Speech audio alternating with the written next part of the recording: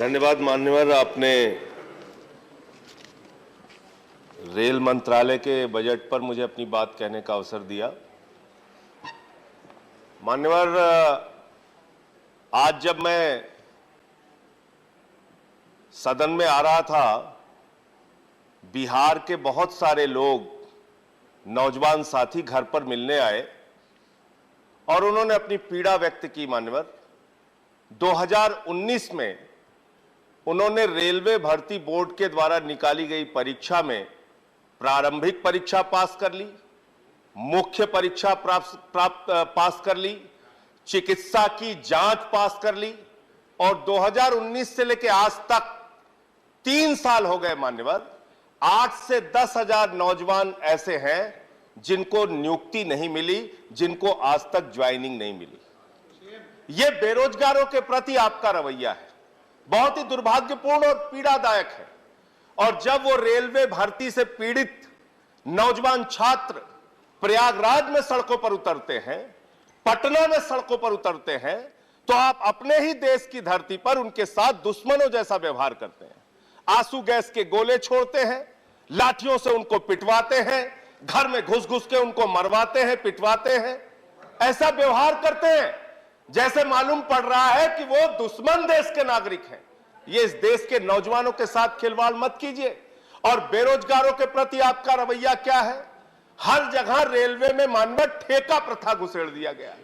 सफाई कर्मचारियों में ठेका प्रथा, स्टेशन के मेंटेनेंस में ठेका प्रथा, सिग्नल के मेंटेनेंस में ठेका प्रथा, बिजली के मेंटेनेंस में ठेका प्रथा, कोच के मेंटेनेंस में ठेका प्रथा। और ये ठेका प्रथा जब आप लेके आ रहे हैं तो एक तरफ आप रोजगार को मिटाने और खत्म करने का काम कर रहे हैं और दूसरे तरफ इस देश के दलितों के साथ, पिछड़ों के साथ, आरक्षण की व्यवस्था के साथ आप खिलवाड़ करने का काम कर रहे हैं, उनका हक मारने का काम कर रहे हैं आप। मान्यवर, खुद रेलवे विभाग ने यह माना है कि सेफ्टी कैटेगरी में लगभग 1,50,000 कर्मचारियों की वैकेंसी है। लगभग 1,50,000 रिक्तियां आपके पास सिर्फ सेफ्टी कैटेगरी में है, रेलवे की सुरक्षा के क्षेत्र में है। आप वो भर्ती करते नहीं।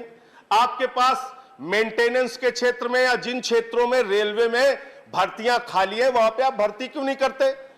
3 लाख भर्ती अगर रेलवे विभाग चाहे तो पक्की सरकारी कर्मचारियों की कर सकती है, लेकिन आपको पिछड़ों का हक मारना है, दलितों का हक मारना है, निजीकरण करना है, सरकारी व्यवस्था को खत्म करना है।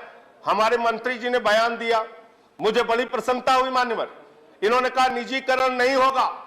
अब पता नहीं वित्त मंत्री और रेल मंत्री एक साथ बैठते हैं कि नहीं बैठते हैं, दोनों लोग आपस में चर्चा करते हैं कि नहीं करते हैं। वित्त मंत्री जी कहती हैं रेलवे की 26% संपत्तियां हम बेचेंगे, लगभग 1,50,000 करोड़ रुपए रेल की संपत्ति बेच के हम अर्जित करने का काम करेंगे। और मेरे पास तारीख है, 31,000 करोड़ रुपए की टेंडर इन्होंने निकाला, जिसमें से मात्र 7,200 करोड़ रुपए का इनको आय हुई, बाकी लोगों ने टेंडर में हिस्सा ही नहीं लिया।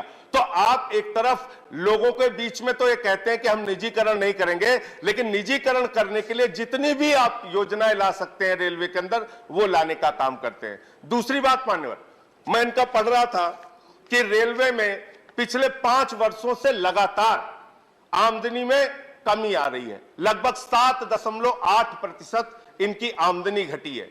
आमदनी भले ही रेलवे की घट रही हो, भले ही आपने पिछले दिनों में रेलवे के प्लेटफॉर्म की टिकट 50 रुपए कर दिया हो, पैसेंजर के किराए को आपने 3 गुना वृद्धि कर दिया हो, बाकी चीजों में वृद्धि कर दिया हो, लेकिन आपकी आमदनी 7.8% घटी। ये आंकड़े बताते हैं। लेकिन उसके बावजूद आप अपने राजनीतिक कारणों से रेलवे को घाटा पहुंचाने के लिए तैयार रहते हैं। आप अपने राजनीतिक कारणों से रेलवे का नुकसान करने के लिए तैयार कर रहते हैं। मैं मान्यवर बड़ी विनम्रता पूर्वक आपके माध्यम से पूछना चाहता हूं, हमारी दिल्ली की सरकार तीर्थ यात्रा योजना लेके आई, बुजुर्गों के लिए तीर्थ यात्रा योजना। अब उन बुजुर्गों को तीर्थ यात्रा योजना से आपको परहेज क्या है? बुजुर्गों को तीर्थ यात्रा कराने से आपको परहेज है। और मैं यहां मंत्री जी बैठे हैं, बड़ी विनम्रता पूर्वक आपसे पूछना चाहता हूं, दिल्ली के एक निर्वाचित मुख्यमंत्री को रेल विभाग इसी दिल्ली में वो उन बुजुर्ग यात्रियों से स्टेशन पर मिलने जा रहे थे, मिलने जा रहे थे, और उन बुजुर्गों से मुलाकात को रोकने का काम रेलवे विभाग ने किया। और मंत्री जी, आप आईएएस रहे, जिला अधिकारी रहे, उड़ीसा में आप आईएएस के तौर पे नौकरी कर चुके हैं। इस प्रकार का व्यवहार मत कीजिए एक मुख्यमंत्री के साथ। आपको 2500 फोन मैंने किया, 2500 बार आपके विभाग के कर्मचारियों को मैंने सूचना दी, मुख्यमंत्री के आवास से आपको सूचना गई, लेकिन बुजुर्ग तीर्थयात्रियों को अयोध्या जाने से रोकने का काम आप कर रहे हैं, उनकी तीर्थ यात्रा पर रोक लगाने का काम कर रहे हैं। लड़ाई लड़ना है, चुनाव में लड़िए ना। बुजुर्ग तीर्थयात्रियों को आप क्यों टारगेट करते हैं? उनकी यात्रा का विरोध आप क्यों करते हैं? रेलवे की आमदनी कम करने पे आप क्यों लगे हुए हैं? अरविंद केजरीवाल का इतने स्तर पे जाकर विरोध आप क्यों करते हैं? चुनाव लड़िए ना। चुनाव से तो आप लोग भागते हैं। एमसीडी का चुनाव हो रहा है, भाग रहे हैं आप लोग, भाग रहे। एमसीडी के चुनाव से भाग रहे मानव। मैं खत्म कर रहा हूं। चुनाव, अरे हिम्मत है तो चुनाव लड़ो ना, भागते क्यों? 56 इंच का सीना लेके प्रधानमंत्री जी भाग रहे हैं। Honorable member, please address the chair. You don't have to answer them. माननीय, मैं ये कह रहा हूं, 3 बार दिल्ली में इनकी जमानत जब्त हो गई मान्यवर। एक बार स्कूटर पार्टी बन गए, 3 सीट आई। दूसरी बार इनोवा पार्टी बन गए, 8 सीट आई। 3 बार से हार रहे, और अभी एमसीडी के चुनाव में चुनाव से भाग रहे, करे केजरीवाल का सामना नहीं कर सकते। चुनाव से इतना डरते हैं आप लोग? देश के प्रधानमंत्री की छवि खराब कर रहे हैं आप लोग। देश के प्रधानमंत्री कहते हैं हमारा 56 इंच का सीना है, आप लोग कहते हैं हमारी दुनिया की सबसे बड़ी पार्टी है। दुनिया की सबसे बड़ी पार्टी एमसीडी के चुनाव से भाग रही है, डर रही है केजरीवाल से। आप लोगों को शर्म नहीं आती? तो इसलिए मैं कहना चाहता हूं, नहीं मैं खत्म कर रहा हूं सर, ये गंभीर मामला है। हम लोग सांसद हैं, रेल मंत्री जी, हम लोग सांसद हैं। आपके पास हमेशा कोई पैरवी करने के लिए नहीं आते, और न रोज रोज आपको फोन करते हैं। लेकिन अगर हमारे निर्वाचित मुख्यमंत्री को आपका रेलवे विभाग अपमानित करेगा और हम लोग आपसे बात करना चाहेंगे, आप फोन पे नहीं आएंगे, कोई जवाब नहीं देंगे मैसेज का, ये व्यवहार आपका ठीक नहीं है। ये बहुत ही दुखद व्यवहार है। आपको दिल्ली की सरकार मुनाफे देती है, दिल्ली की सरकार रेलवे की तीर्थयात्रा कराती है, और आप इस प्रकार का व्यवहार करेंगे, इस प्रकार का व्यवहार करेंगे। नहीं, आप खत्म कीजिए। एक अंतिम बात कह के खत्म कर रहा हूं, सर अभी दूसरों को तो आपने 12-12 मिनट बुलवाया सर, हमारी जब बारी आती है उधर से चिल्लाने लगते हैं। आपके पार्टी के जितने समय होता है उसी हमेशा वहां चुनाव से आपका समय होता है, उसी हम चुनाव के अंदर बुलाते हैं। यहाँ आप बोलने नहीं देते सर। चुनाव आयोग जैसी संस्था को, चुनाव आयोग जैसी संस्था को अपनी कठपुतली बना रहे सर। कहां बोले हम लोग, ये कहां जाए अपनी बात? आप रेल बजट पर बोलिए ना, अब तक तो आपने रेल बजट पर बोला ही नहीं। बातें हुई रेल बजट पे, आप कंक्लूड कीजिए। फिल्मी दुनिया तक की बातें हुई रेल बजट पे, फिल्म के गीत गा रहे थे लोग अभी रेल बजट पे। तो मैं ये कहना चाहता हूं, रेल मंत्री जी थोड़ी संवेदनशीलता लाइए अपने प्रति, बुजुर्गों के प्रति। आपने बुजुर्गों की कंसेशन खत्म कर दी रेलवे में, आप थोड़ी संवेदनशीलता लाइए। कुलियों के लिए लालू प्रसाद यादव जी जब रेल मंत्री थे, उन्होंने योजना लागू की थी उनको नौकरी देने के लिए।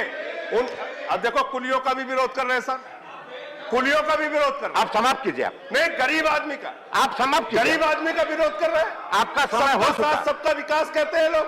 चुनाव के बाद सर महंगाई बढ़ा रहे हैं, सिलेंडर का दाम, गैस का दाम, डीजल का दाम, पेट्रोल का दाम, और यहाँ बोलिए कुलियों का विरोध। धन्यवाद, आपका सारा पॉइंट खत्म हो चुका है।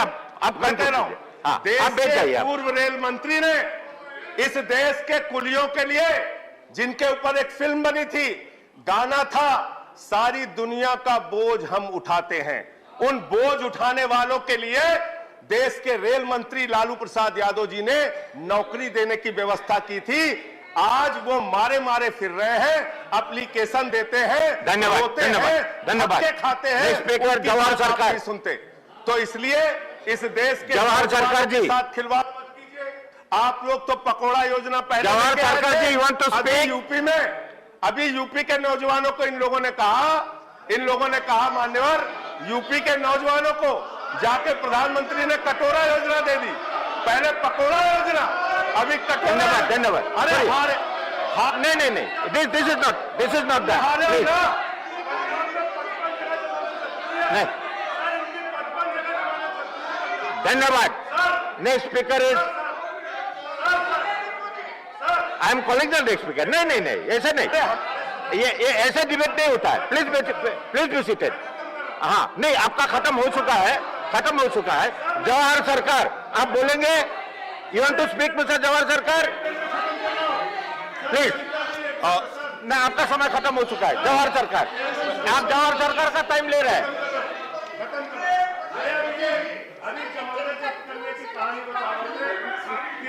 ही डजंट आप बोलना चाहेंगे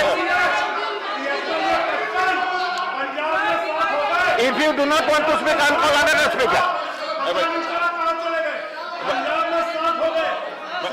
नहीं this is not the way बैठिए आप बैठ जाइए आप बोलेंगे साफ हो गए पंजाब से